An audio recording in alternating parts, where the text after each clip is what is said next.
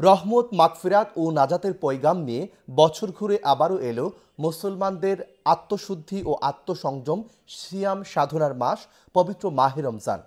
দেশে এবং দেশের বাইরে সকল ধর্মপ্রাণ মুসল্লিদেরকে হৃদয় বাংলার পক্ষ থেকে জানাই পবিত্র মাহে রমজানের শুভেচ্ছা। রমজানুল মুবারক।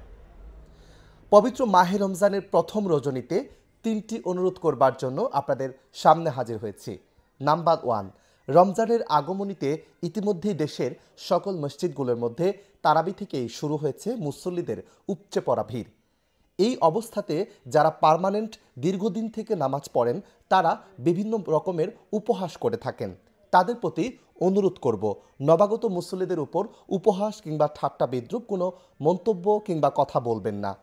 নাম্বার 2, আপনি যে ইফতারি করবেন, দামি, নামি এবং বিলাসবহুল ইফতার, সেগুলো কখনো সামাজিক যোগাযোগ মাধ্যমে পোস্ট করবেন না।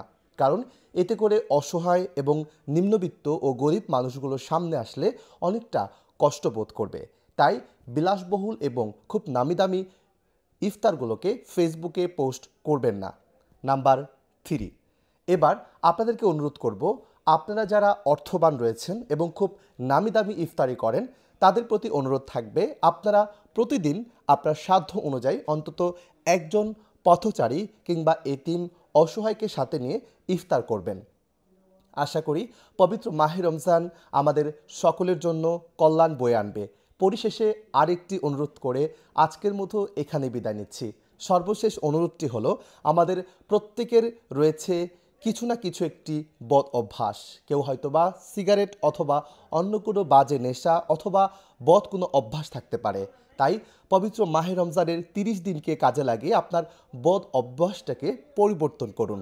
এখনই সুযোগ আপনার সেই বদ অভ্যাসটি পরিবর্তন করে সুস্থ মানসিক জীবন এবং সুস্থভাবে বাঁচার সুবর্ণ সুযোগ।